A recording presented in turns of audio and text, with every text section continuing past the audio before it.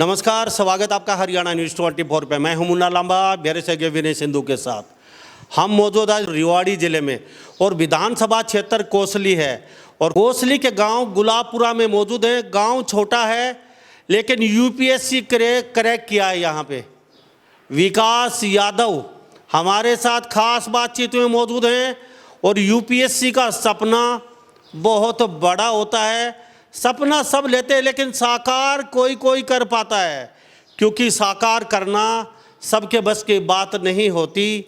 और लोग सोचते हैं कि ये रसगुल्ले की प्लेट है, हलवे की प्लेट है और ये बन के आ जाएगा, गपागप खा लेंगे। लेकिन रास्ता बहुत कठिन है, बड़ा त्याग करना पड़ता है, बड़ी रातों को जागना पड़ता है और साहब यहाँ तक पहुँचने के लिए बहुत बड़ी कठिन तपस्या है। और सूरज, मैं फिर कहता हूँ, रोशनी देता है जलने के बाद और सोना, खरा सोना बनता है आग में, जलने के बाद निखरता है। तो इसी के साथ हमारे साथ विकास यादव मौजूद, उनकी माताजी, पिताजी, उनके चाचा हमारे साथ जो गांव के सरपंच हैं गुलाबपुरा के, वो मौजूद हैं।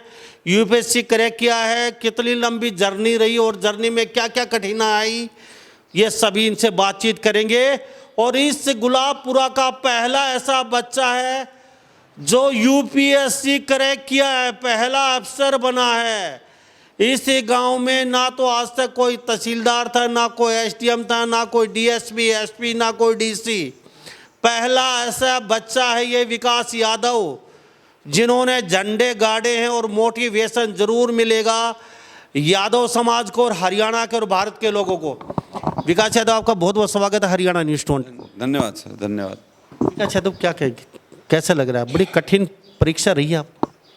जी बिल्कुल, जर्नी तो बहुत कठिन रही, तरह तरह के चैलेंजेस देखने पड़े, बट लास्ट में जब सफलता मिलती है तो अलग ही खुशी होती है। किसने कहा आपको यूपीएससी करना है? एक आपका भाई शायद ही लेक्चरर, प्रोफेसर? जी जी, छोटे भाई लेक्चरर हैं। तो भाई और आप दोनों शादी? नहीं नहीं, छोटे भाई की शादी हो रखी है। आपसे छोटे? जी जी, छोटे हैं मेरे से। आपको तो और भी कठिनाई आई होगी। अरे वही छोटे भाई, क्योंकि गांव में एक फंडा होता है, छोटे भाई की शादी हो गई, बड़े की हो ही नहीं। अरे क्या होगा यार, शादी नहीं हो रही है, बड़ा पता नहीं कोई रिश्ते वाले आ नहीं रहे या कर नहीं रहे, लेकिन ये नहीं पता बहुत कुछ बड़ा करने वाला है। अच्छा ये बताइए, किसी को पता था इतना बड़ा कुछ करने वाले हैं? किसी को पता ही नहीं था गाँव में। अब विकास यादव कितना बड़ा कुछ ऐसा काम कर रहा है, ये एकदम आपने धमाका मचा दिया, एकदम बम सा फोड़ दिया आपने। किसी को साइलेंट तरीके से काम किया? जी, लोगों को पता तो रहता ही है कुछ तो कर रहा है, पर जब भी ऐसा होता है कि भाई एज भी बढ़ती जा रही है और कुछ रिजल्ट भी नहीं निकल रहा है, तो लोग फिर बोलना शुरू कर देते हैं। और उसी तरह शादी भी नहीं हो रही है, शादी नहीं कर रहा है, तरह तरह के लोग किसी कोई कुछ बोल रहा है, जितने मुंह उतनी बात होती है। उन सबको साइड करके सिर्फ अपने लक्ष्य की तरफ ध्यान देना और अपना काम करते रहना, बिना दूसरों के विचारों से, बिना दूसरों के ओपिनियन से विचलित हुए होके, मुझे लगता है जब आप जो आपने मन में ठाना है उसे करने के लिए लगे रहें तो भगवान भी आपकी कभी ना कभी सुनता ही है। विकास यादव गांव में कितने साल पढ़े और यहाँ पढ़ने के बाद ऐसा क्या आपको लगा भी मुझे यूपीएससी करना चाहिए, या फिर मम्मी पापा ने फोर्स किया या परिवार के किसी सदस्य ने कहा आपको? जी, मेरी 10वीं तक की स्कूलिंग यहीं पे गांव में ही हुई है, पर उसके बाद मैं आईआईटी की तैयारी के लिए कोटा चला गया था। वहाँ पे जाके मेरे को थोड़ा पता लगा इस प्रिपरेशन के बारे में। उससे पहले तो कुछ आइडिया ही नहीं होता। हमारे गांव में इतना ना सुविधाएं हैं, ना एक तरह से इतना गाइडेंस नहीं है स्टूडेंट्स को हरियाणा में। तो धीरे धीरे वहाँ जाके पता लगा और फिर मैंने 1 साल जॉब भी की सैमसंग में। उसके बाद नौकरी छोड़ के और फिर तैयारी की, और तैयारी के दौरान 2 एमए भी की। एक बार मैं दिल्ली यूनिवर्सिटी से पढ़ा अप्लाइड साइकोलॉजी में, और दूसरी एमए मैंने जेएनयू से भी की। तो काफ़ी तरह तरह के लोगों से, स्टूडेंट से के बीच में रह के अलग अनुभव प्राप्त होता है और ज़िंदगी की अलग सीख मिलती है। तो इसी दौरान, इस पूरी जर्नी के दौरान तरह तरह से मैं मोटिवेट हुआ। सैमसंग में नौकरी भी की है, अच्छा, नौकरी की क्यों ज़रूरत पड़ी आपको? माँ पापा ने कहा भाई हम तो थक चुके हैं, अब आप नौकरी कीजिए, आपको ऐसे? जब आईआईटी कंप्लीट हुई तो उसके बाद हम जब जिस टाइप के माहौल से आते हैं तो हम सोचते हैं कि कोई नौकरी लग जाए। तो फिर मैं भी चाहता था कि ऐसा ना हो कि बाद में ये लगे कि नौकरी नहीं की, तो मैंने नौकरी ज्वाइन की 1 साल। फिर उसके बाद जब नौकरी में लगा कि मैं कुछ बड़ा कर सकता हूँ, तो फिर मैंने कहा कि क्यों ना उसे मौका दिया जाए। नौकरी तो यहीं रहनी है, जितनी हमने स्किल्स डेवलप कर ली है वो तो कभी भी यूज़ कर सकते हैं, तो एक बार थोड़ा बड़ा सोचने में क्या जा रहा है। अच्छा, कितनी सैलरी में? उस टाइम की बात है सर, जो 15-16 की बात है, उस टाइम 16 लाख के आसपास का पैकेज था। 16 लाख का पैकेज था? अच्छा खासा पैकेज था, छोटा पैकेज तो नहीं था। लेकिन वो कहते हैं ना, जो कुछ करना चाहते हैं उसमें सीने में आग, दिमाग उनका चलता रहता है। अभी संतुष्ट नहीं हैं, अभी संतुष्ट हैं अभी इस पड़ाव पे, या फिर अभी ये रथ जारी रहेगा लगातार? सर बात कुछ ऐसी है ये मेरा तीसरा इंटरव्यू था। तो मैं इससे पहले मैंने 2 इंटरव्यू दिए हैं, दोनों में एक में मार्क्स थे 162, एक में मार्क्स थे 168, 275 में से मार्क्स होते हैं। इस बार मार्क्स थे 146। तो समझ रहे हैं, जहाँ मेंस में हम एक एक मार्क्स बढ़ाने के लिए पूरी जी जान लगा देते हैं, वहाँ आपके सडनली इंटरव्यू में 20 से 25 मार्क्स एकदम से कम हो जाते हैं। तो एक दिन में किसी बंदे की पर्सनैलिटी तो चेंज नहीं होती है, बट अगर आपको सफल, इस बार तो मैंने ठान ही लिया था कि चाहे जो हो जाए मैं सिर्फ अपने रिटर्न के बेसिस पे, या इस बार नहीं रुकना है। तो भले ही इंटरव्यू में कितने मार्क्स हो, या साक्षात्कार जो भी होते हैं उसमें, तो सिलेक्शन तो पक्का चाहिए था। तो जितनी मेहनत कर सकता था मैंने की, और डिस्पाइट 146 मार्क्स इन इंटरव्यू, जहाँ एक मार्क्स पे 10-10 रैंक होती है यूपीएससी में, भले ही उनसे मार्क्स पे रैंक पे फ़र्क पड़ा, काफ़ी नीचे रैंक, बट एग्ज़ाम जो क्लियर करने का सपना था वो ज़रूर पूरा हुआ। कौन सी रैंक बनी? अभी 776 रैंक है जी। विकास यादव, अब हम पढ़ाई की बातचीत करें, आपने काफ़ी लंबी जर्नी रही है, कौन सी किताब अभी पूरे ही भारत के लोग देख रहे हैं, कौन सी किताब पे ज़्यादा भरोसा करें? सर अलग अलग सब्जेक्ट की अलग अलग किताबें होती हैं। तो मोस्टली तो जो एनसीईआरटीज़ होती हैं उन्हीं में से यूपीएससी पूछती है, जो बेसिक बुक्स होती हैं, ताकि जो हमारे जैसे गरीब क्षेत्र से लोग जो आते हैं उनको, और जो बहुत ही हाई फाई स्कूल्स में पढ़े होते हैं उनमें ज़्यादा डिफरेंस ना आए। तो ये ज़रूर है कि यूपीएससी चाह रही है कि हर क्षेत्र से लोगों का सिलेक्शन हो, और जितना हो सके हम सीबीएसई की जो एनसीईआरटी बुक्स हैं उन्हीं में से सिलेबस को रखें। एनसीईआरटी पे पूरा भरोसा कर? जी, एनसीईआरटी बेस तो हर चीज़ का बना देती है, लेकिन धीरे धीरे जैसे कि exam over the period of time evolve होता रहता है, तो एक किताब में से भी सवाल सारे ख़त्म हो जाते हैं, तो नई किताब उठाते हैं। तो बेस तो वही बनाएगी, उसके अलावा जो थोड़ी बहुत बुक्स हैं जो बेसिक्स, वो भी फॉलो करनी चाहिए। अच्छा, कौन सा राइटर की बुक्स आपको सबसे ज़्यादा मतलब यूज करनी पड़ी, और यूट्यूब से कितनी सामग्री उठा पाई आपने?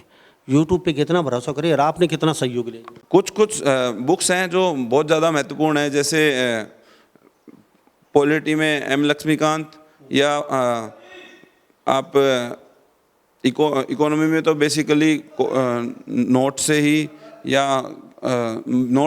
न्यूज़पेपर से ही कवर हो जाता है, और हिस्ट्री के लिए शेखर बंदोपाध्याय, या इस तरह की बहुत सारी बुक्स हैं। लेकिन जो कि आप सवाल पूछ रहे हैं कि यूट्यूब पे कितना भरोसा करें, आजकल हो क्या रहा है कि हर कोई अपना यूट्यूब चैनल खोल के बैठ के और फिर ज्ञान देना शुरू कर दे रहा है कि समझ में नहीं आता कौन से पे भरोसा करें हम, क्योंकि बहुत फैजल हो जाता है, दिमाग बड़ा डिस्टर्ब हो जाता है, यार इस पे भरोसा करें, इस पे करें, ये क्या कह रहा है, वो क्या कह रहा है। आपने किस पे भरोसा? जी, मैं बहुत ज़्यादा यूट्यूब पे जो ज्ञान प्रोवाइड करते हैं बहुत ज़्यादा मैं देखता नहीं था। ज़रूर बहुत ही किसी ने बता दिया कि किसी पर्टिकुलर टॉपर स्टॉक अच्छी है, वो देख ली, बट यकीन मानिए 3-4 साल से तो मैंने कभी उनको देखा भी नहीं था कि कौन क्या बोल रहा है, बस जो हाँ किताबों पे भरोसा किया। कोचिंग्स पे ज़रूर जो टेस्ट सीरीज होती थी वो ज़रूर कैसे चेंज हो रहा है पैटर्न, यूपीएससी के जो प्रीवियस ईयर क्वेश्चंस हैं और कैसे मैं अपने आप को इम्प्रूव कर सकता हूँ। मेरा ध्यान खुद पे था, मेरा ध्यान दूसरों को देख के कि इसने ये किया तो मैं ये कर लूँ, उसने ये किया तो मैं ये कर लूँ, ये नहीं था। तो उससे मुझे कभी अपने अंदर ऐसा भी नहीं लगा कि मैं नहीं कर सकता या इसने ऐसा क्या कर दिया। आप कभी मेरी लिखाई देखना, मेरी लिखाई बहुत ख़राब है, उसके बावजूद इस बार मैंने बहुत मेहनत की मेंस में और मेंस के मार्क्स काफ़ी डिसेंट है जी। अदरवाइज इतने कम इंटरव्यू मार्क्स में सिलेक्शन होना मुझे नहीं लगता, थोड़ा बहुत ही मुश्किल हो जाता है। अखबार कौन सा पसंद किया रोज? सर मैं mainly the Indian express follow करता था, वही मेनली फॉलो करता था। कभी कभी जो हिंदू कुछ राइटर्स होते हैं उनको ज़रूर फॉलो करता था जो हिंदू में लिखते थे, तो उनका मैं नाम याद रख लेता था, इनका कोई पर्टिकुलर आर्टिकल आता है तो वो पढ़ लूँगा वहाँ से, लेकिन मेनली इंडियन एक्सप्रेस न्यूज़पेपर। जी सर, आपका बहुत बहुत स्वागत है। फौजी साहब, सूबेदार साहब, क्योंकि आप गुलाबपुरा जो गांव से छोटा सा गांव है, आप एक आर्मी मैन हैं, क्या नाम? वेद प्रकाश जी। वेदपुरा जी, क्या कहेंगे? कभी सोचा था बेटा यूपीएससी क्रैक कर जाएगा, ऐसा कुछ?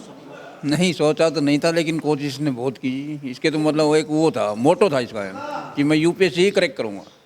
तो इसने कई साल हो गए, मेरे ख्याल 2016-17 से शुरू किया था इसने, और अभी तक 3 बार तो ये इंटरव्यू में पहुँच चुका था, ये तीसरी बार इसको सक्सेस मिली है। आप तो फौज में लगाना चाहते थे? नहीं, तो बेटा उम्र जो बढ़ती जा रही थी तो आपको टेंशन होती जा रही थी? कुछ छोटे बेटे की शादी होगी, वो लेक्चरर है नारनौल के अंदर पढ़ाता है सरकारी कॉलेज में, बड़ा बेटा घर पे बैठा है कुंवारा, मतलब नौकरी कर रहा है जो भी, लेकिन शादी फिर माँ बाप को टेंशन बढ़ जाती है, तो टेंशन होती गई? हाँ बिल्कुल जी, बिल्कुल टेंशन थी। छोटे बेटे की इसने मैंने बहुत रिक्वेस्ट किया कि तुम शादी कर लो, शादी कर लो। ये बोला नहीं पापा, जब लग मैं यूपीएससी क्रैक नहीं करूँगा मैं तो शादी करूँगा नहीं। तो मैं बोला छोटे वाले कर लेता हूँ, बोला हाँ छोटे वाले कर लो। तो हमने पिछली साल अभी छोटे वाली की शादी की है, 5-6 महीने हुए हैं, अभी फरवरी में किया है। सूबेदार साहब, आप सही बताना, दिल पे याद रख के, आपको ऐसा लगता था बेटा यूपीएससी क्रैक कर जाएगा? आपको ऐसा कुछ लग रहा था?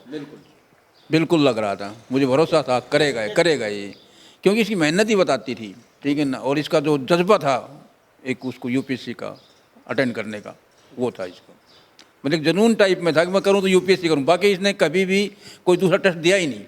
हमने बहुत बोला कि और कोई साइड नौकरी देख ले, टेस्ट कर ले, पर नहीं बोला, मैं तो यूपीएससी ही करूँगा। सिर्फ करेंगे तो यूपीएससी? हाँ जी बिल्कुल करूँगा, तो बोले यूपीएससी ही करूँगा मैं। तो हमने भी इसको फिर कोई ज़्यादा कंपेल नहीं किया, ठीक है भाई जैसा तेरी ज़िंदगी है, हम क्या बताएंगे। गुलाबपुरा गांव का पहला ऐसा लड़का जो यूपीएससी क्रैक किया है जिन्होंने? हाँ जी पहला है, बहुत बढ़िया लग रहा है। हाँ जी बिल्कुल किया, गाँव ने सम्मानित किया, ठीक है। हाँ जी, क्या कहते हैं हम लोग, विकास यादव का पिताजी आया है अभी, पहले आपके नाम से सरपंच साहब के आपके नाम से जानते थे विकास को, आज आप सभी आपके यारे प्यारे दोस्त आपके परिवार को विकास के नाम से जानेंगे। विकास यादव का ताऊ जा रहा है, माँ जा रही है, भाई जा रहा है, कैसा? जब जी बच्चों का नाम होता है तो माँ बाप को तो बहुत बढ़िया ही लगता है, रिश्तेदारों को बहुत बढ़िया लगता है, चाचा ताऊ सबको बहुत बढ़िया लगता है कि हमारा बच्चा को देख नाम है, इसके नाम को जैसे हम जाने जा रहे हैं, तो खुशी तो बहुत होती है। अभी शादी का क्या इरादा? बस अब ये कहेगा शादी कर देंगे जी इसकी, बिल्कुल। ये खुद कोई अपने लेवल का, तो अभी यूपीएससी जिसने क्रैक किया वो लड़के ने, उससे शादी? तो हमें कोई प्रॉब्लम नहीं है जी। सबको मिले, ऐसे माँ बाप सबको मिले, कहते हैं कि अभी कोई प्रॉब्लम नहीं, यूपीएससी क्रैक किया वो लड़के अगर शादी करना चाहता हो। विकास, आपके मम्मी से कुछ जानना चाहूँगा। सबसे पहले मैं आपसे एक बात जानना चाहता हूँ, अभी जो पढ़ाई आपने कितने घंटे की, मतलब क्या माने, आप तो नौकरी भी की, कई जगह से आप भटकते भटकते यहाँ पहुँचे, क्या कहेंगे विकास यादव, कितने घंटे पढ़ना चाहिए बच्चों को? सर मुझे लगता है कि घंटे से ज़्यादा ये इम्पोर्टेंट होता है कि हम एक ऐसा प्लान बनाएं कि आज मेरे को इतना काम करना है। अब वो काम मैं 12 घंटे में कर रहा हूँ या वही काम मैं 10 घंटे में कर रहा हूँ और 8 घंटे में कर रहा हूँ, वो सबका अलग अलग हो सकता है। तो उसी प्लान के अकॉर्डिंग मिनिमम अगर मैं आपको बताऊँ एक टाइम, तो 8 से 10 घंटे तो पढ़ना ही चाहिए, क्योंकि उसके अलावा तो बहुत चीज़ें पीछे छूट जाएंगी, अदरवाइज इतना मिनिमम कह सकते हैं। उसके बाद तो जी कोई अंत नहीं है, जिसमें जितनी कैपेसिटी वो उतना पढ़ ले। बाकी घंटे से कोई ज़्यादा बड़ा कोरिलेशन नहीं होता है कि जो ज़्यादा घंटे पढ़ रहा है वो वही ज़्यादा सक्सेसफुल होगा, ऐसा नहीं है। पर हाँ, मतलब मिनिमम जो पूछे तो 8 से 10 घंटे किसी एक विद्यार्थी को ज़रूर जो यूपीएससी की तैयारी कर रहा है अपने लगाने चाहिए। क्या समय रहता था पढ़ने का? सर ऐसा होता था कि मैं सुबह उठता था, उठते ही मैं पहले नहाता था, नहा के मैं लाइब्रेरी गया, सुबह वाले सुबह का जो स्लॉट होता था उसमें पढ़ता, लंच करने आता 1 से 2 बजे, उसके बाद थोड़ा आराम करके फिर से जाता और फिर रात को आता था 10-11 बजे तक लाइब्रेरी से। और मैंने एक आदत बहुत अच्छी लगी जो ओवर पीरियड ऑफ टाइम सीखी कि सुबह उठते ही पहले बस आप नहा लो, कुछ करो ना करो नहा लो, दिन शुरू ऐसा होगा कि आपका ज़रूर कुछ बढ़िया करने का ही मन करेगा। तो इस दौरान एक्टिविटी क्या रहती थी? फिल्म देखते थे सोशल मीडिया पे, या फिर कहीं घूमना फिरना, या भी यार प्यारे रिश्तेदारों में शादी में जाना, डांस करना, गोलगप्पे खाना, ये कुछ ऐसा एक्टिविटी? मोस्टली सर ऐसा तो होता नहीं था कि बहुत ज़्यादा सोशल फंक्शन अटेंड हो पाते थे, क्योंकि जैसा कि मैंने बताया कि जहाँ आप सोशल फंक्शन में जाओगे तो वो यही पूछते थे आप क्या कर रहे हो, आप क्या करोगे, तो वो ओवर पीरियड ऑफ टाइम लोग अवॉइड करना शुरू कर देते हैं। एक्टिविटीज़ ऐसी होती थी जो शरीर को थोड़ा सही रख सके, रनिंग वगैरह कर ली, दोस्तों से बात कर ली, या फिर कभी कभी हल्का फुल्का ट्विटर देख लिया, तो मेनली यही होता था। ऐसा बहुत ज़्यादा मतलब सोशल लाइफ तो लिमिटेड ही थी जी। तो विकास यादव की जर्नी अब आपको दिखा रहे हैं। विकास यादव कर सकते हैं गांव के बच्चे जो यहाँ स्कूल में पढ़े 10वीं तक, और फौजी साहब जो आर्मी मैन के बेटे हैं ये, तो आप लोग क्यों नहीं कर सकते? जी आप किनकी माता जी क्या? जी मैं राजवंती है। तो आप भी पढ़ी लिखी? हाँ जी मैं पढ़ी लिखी हूँ, एमए कर रखी है, एमए बीएड हूँ।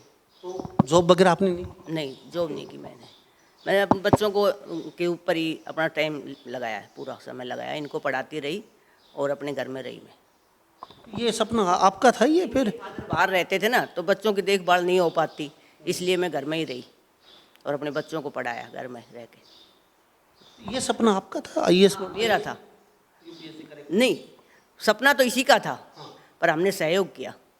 जब इसने कहा कि मैं यूपीएससी करना चाहता हूँ सर्विस छोड़ के, तो हमने कहा ठीक है करो, आपका सपना है तो पूरा करो, हमने सहयोग। तो दोनों भाइयों में कौन सा शरारती ज़्यादा था? ये था वो प्रोफेसर? छोटे वाला शरारती था। वो पीटता था? नहीं पीटते नहीं थे, ये पीटते नहीं थे, दोनों भाई मिलजुल कर रहते थे। वो शरारत करता था थोड़ी बहुत तो उसको हम डांटते थे। बचपन में छोटे वालों को पीटते थे? नहीं मैंने कभी नहीं पीटा अपने बच्चों को, मैंने बड़े प्यार से रखा। हाँ कभी नहीं पीटा मैंने, इनको पढ़ाती और अपने घर में रहते। ये बच्चे चले जाते अपने घर का काम करती और आते तो इनको पढ़ाती मैं। कुछ ऐसा लग रहा है, सपने जैसा लग रहा है, जैसे यूपीएससी क्रैक करने एक सपना सा होता है। अभी सपना सा नहीं है, इसने मेहनत की है, सपना नहीं था। इसने बहुत मेहनत की है। इसने कहा था कि मैं यूपीएससी करूँगा, तो इसका सपना था, तो इसके सपने में हम इसके साथ थे। तो आपने कभी बेटे को ये नहीं कहा बेटा शादी की उम्र, रिश्तेदारों का प्रेशर, गांव का प्रेशर, गली का प्रेशर, हर व्यक्ति का प्रेशर, बड़े लड़के की शादी नहीं हो रही, पता नहीं क्यों नहीं हो रही, क्या बात हो गई, रिश्ते वाले आ ही नहीं रहे, कुंवारा बैठा रखा है घर पे, वैसे ही घूम रहा है, प्रेशर तो आया? प्रेशर तो आया था जी, लेकिन जब हमने कहा कि हमारा बच्चा करना ही नहीं चाहता शादी, तो हम कैसे करेंगे? लोगों का काम है कहना, वो तो कहते ही रहते हैं। हाँ हमने इनको कोटा भेजा, कोटा कोचिंग दिलाई। आपको उस समय बुरा नहीं लगा? अभी लोग कमियां निकालना शुरू कर देते हैं, अब उनको पता नहीं बेटा कर क्या रहा है, लेकिन वो फिर भी गली मोहल्ले के गली कोपचे यारे प्यारे रिश्तेदार इधर उधर की बातें तो सुननी पड़ती हैं, लेकिन हमने इग्नोर किया सबको।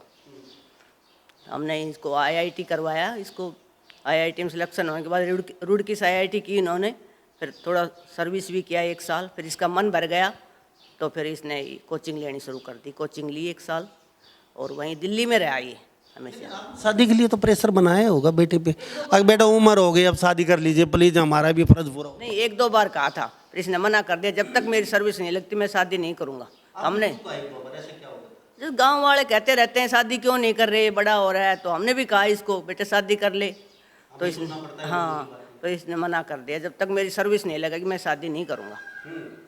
तो अब विकास यादव की माता जी जा रही है, झंडे गाड़ दिए। अब छोटे वाला बच्चा लग गया, ये पॉलिटेक्निकल कॉलेज नारनौल में लेक्चरर है ये, तो ये लग गया, इसकी सर्विस लग गई, 2 साल हो गए इसको लगे हुए, तो हमने इसकी शादी कर दी, इसने मना कर दिया, तो अब इसकी कर देंगे, ये लग गया। तो सरपंच साहब, गांव के सरपंच रह चुके हो पिछली योजना में आप, और आपका पूरा परिवार ही है, आप 6-7 भाई हैं। हाँ, तो क्या कहेंगे, पहला गांव का बेटा है और आप तो गांव के फिर मुखिया रह चुके हैं, क्या कहेंगे? जी बहुत बधाई देता हूँ मैं इसको, बहुत अच्छी काम किया है, गांव का घर का सबका नाम रोशन कर दिया है, और आगे और भी करता रहे और लोगों की सेवा करता रहे, जितनी इससे बन सके उतनी लोगों की हेल्प करे, यही कहना चाहता हूँ। क्या कहेंगे गांव के बच्चों का, भी देख रहे हैं आपके गांव के बच्चे, बड़ा मोटिवेशन मिला है, एक बच्चा यहाँ यूपीएससी करे किया तो सबके पैरों तले आग सी लगी हुई है, यार हम भी करें हम भी करें। देखिए जी, मैं तो यही कहना चाहता हूँ, लोगों की सही गाइडलाइन दे लोगों को, उनको उनके बच्चों को आगे भविष्य बन जाए, कुछ लोग कामयाब होंगे तो गांव की तरक्की होगी, गांव की तरक्की होगी तो सभी लोगों की सहयोग रहेगा और अच्छा काम होगा। विकास यादव, अभी थोड़े दिन बाद, अभी मैं पिछले 15-20 साल से यूपीएससी क्रैक किया, IAS IPS जो बने बैठे हैं उनका भी इंटरव्यू किया है, तो हम 5 साल बाद है उनसे मिलते हैं या फ़ोन करते हैं, तो हमसे क्या वो अपने परिवार को ही भूल जाते हैं, लोग उनको कीड़े मकोड़े नज़र आने लग जाते हैं। अभी कुछ दिन बाद कुर्सी मिली नहीं, वो रंग बदल जाता है, सब कुछ ढंग बदल जाता है, चाल बदल जाती है, तो ये क्या हो रहा है, आपका क्या भरोसा करें? उन्होंने भी वादा किया था कैमरे पे इसी तरीके से, उन्होंने भी विश्वास दिलाया था, आपसे भी वही विश्वास और भरोसा लेना चाहेंगे। गरीब लोगों की क्या सहायता करेंगे, आपका ड्रीम प्रोजेक्ट दिमाग में क्या है, समाज को क्या कैसे बदलना चाहते हैं? जी मैं चाहता हूँ कि ज़्यादा से ज़्यादा भारत के जो गरीब सेक्शंस है, वनरेबल सेक्शंस हैं, उनकी हेल्प की जाए।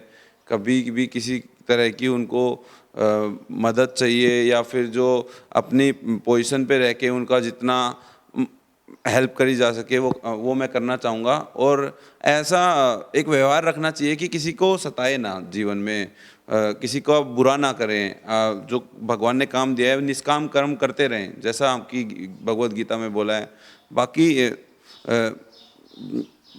आपके एक्शंस ऐसे होने चाहिए जैसे महात्मा गांधी का जो तलिस्मान है कि आपके एक्शन से जो सबसे गरीब आदमी है हमारे भारत में, उस पर क्या असर पड़ रहा है, क्या उसकी लाइफ इम्प्रूव होगी या उससे गलत उससे उसकी लाइफ अच्छी नहीं होगी। यही सोच के अपने एक्शंस को और अपने बिहेवियर को कंट्रोल में रखें और एक नैतिकता से भरा जीवन जिएं, खुशियाँ आपके पास अपने आप आएंगी। क्या कहेंगे, अभी सभी विकास यादव तो बन नहीं सकते, सबको यूपीएससी का चस्का लग जाएगा, अब माँ बाप लेके लट लेके पीछे बढ़ जाएंगे, नहीं विकास यादव ने कर दिया तू भी कर, वो करना चाहता है कुछ वो भी छुड़वा देंगे, ना इधर करेंगे ना उधर का। कुछ कहना चाहेंगे माँ बाप को इस तरीके से? नहीं, बिल्कुल मुझे लगता है कि हमें अपने गोल्स थोड़े से रियलिस्टिक से बनाने चाहिए। ऐसे हर चीज़ पागलपन या थोड़ा पागलपन ज़रूरी होता है, जुनून ज़रूरी होता है, पर रियलिस्टिक गोल्स भी रखें।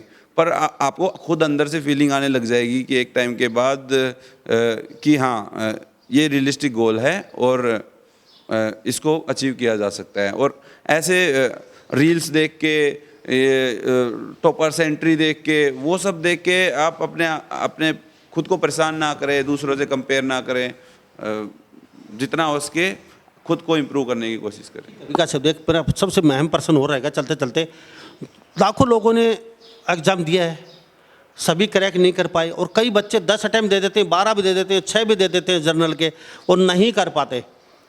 वो क्या करें? क्या सारे रास्ते बंद हो जाते हैं? क्या भगवान सब कुछ उनका अंधेरा कर देता है उनकी लाइफ में? कोई ऐसा, कोई क्या कहना चाहेंगे? क्या वो घर पे बैठ जाए हाथ पर हाथ धर के? उनके लिए क्या? जी, जो आप बात अंधेरे की कह रहे हैं, मेरे को एक वाक़या याद आ गया। जब मेरा पहला इंटरव्यू का रिजल्ट आया था, जब सिलेक्शन नहीं हुआ था, तो सही में अंधेरा छा गया था।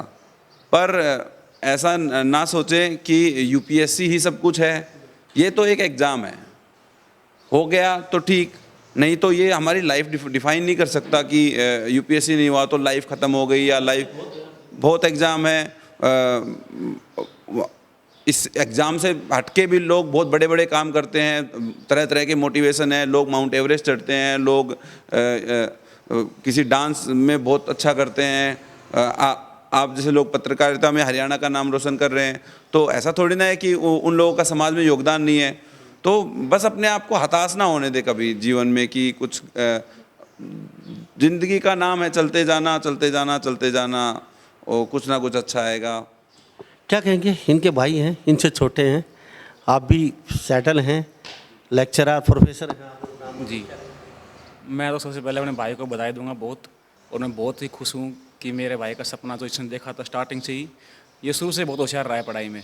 10वीं में भी इसने स्कूल में टॉप किया था, उसके बाद ये कोटा गया, वहाँ भी इसने आईआईटी क्रैक किया, फिर उसके बाद जॉब की सैमसंग में 1 साल, वो भी अच्छे तरीके से जॉब की। फिर इसका सपना शुरू से यूपीएससी था, और जितना पेशेंस मेरे भाई ने दिखाया है उतना शायद किसी ने नहीं दिखाया होगा। इसने 8 अटैम्प्ट दिए हैं, ये 9वां अटैम्प्ट था, 9th अटैम्प्ट था ये।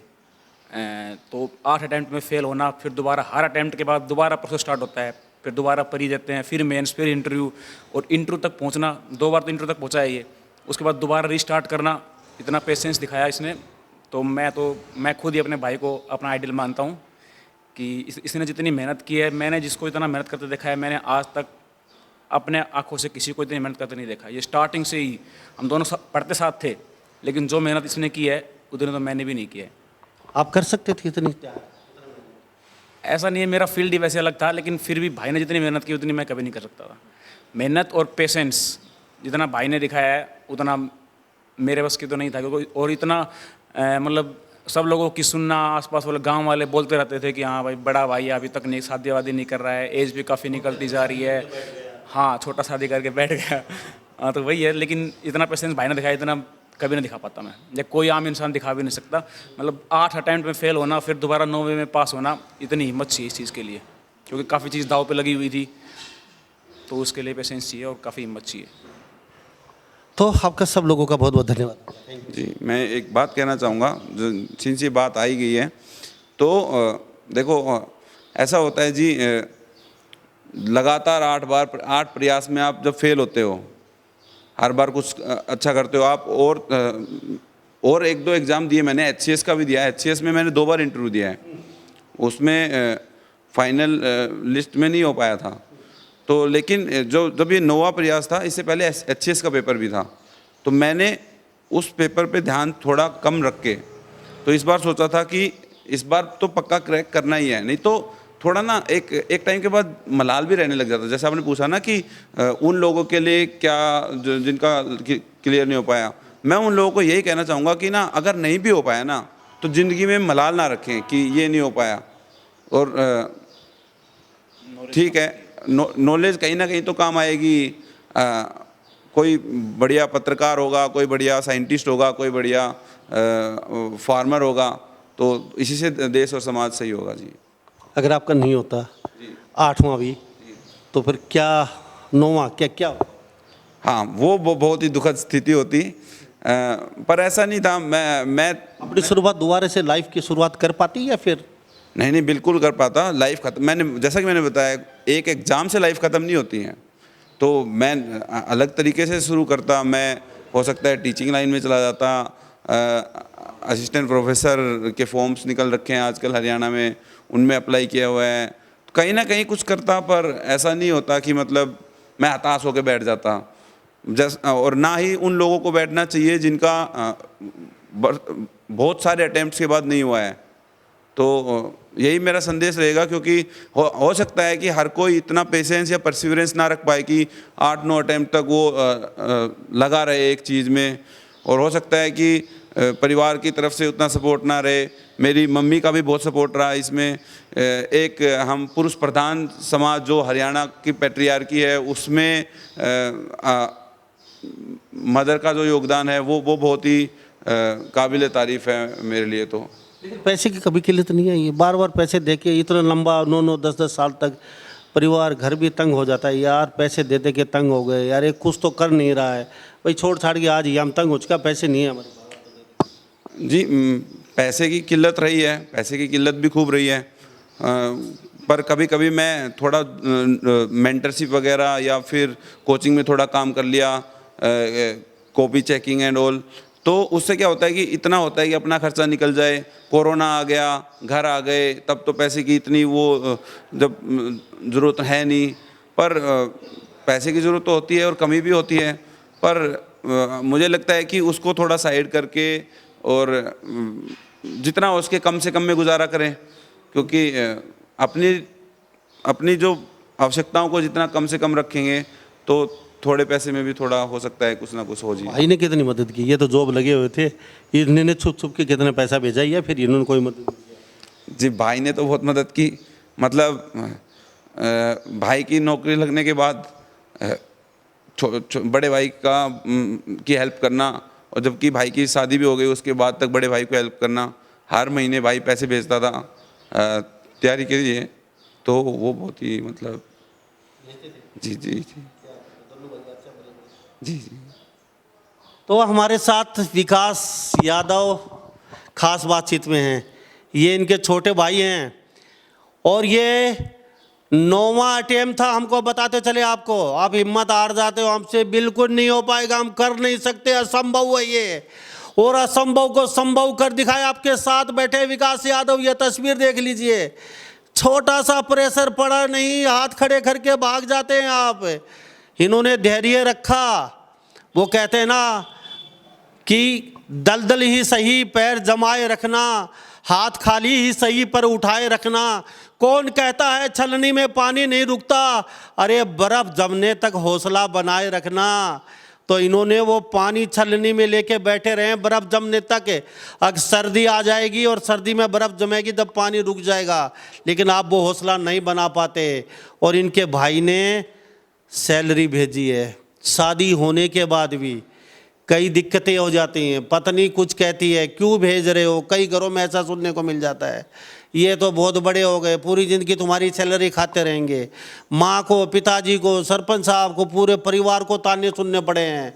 बेटा बूढ़ा हो गया, कौन शादी करेगा, कोई कमी है, कौन ब्याएगा, पता नहीं क्या क्या ताने। यारे प्यारे रिश्तेदार हो, सबका मुंह बंद कर दिया एक झटके में।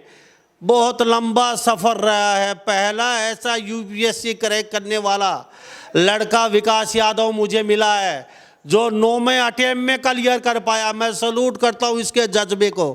तो सभी इन बातों के साथ मैं मुन्ना लंबा, मेरे सहयोगी विनय चंदू के साथ, हरियाणा न्यूज़ 24। नमस्कार, जय हिंद।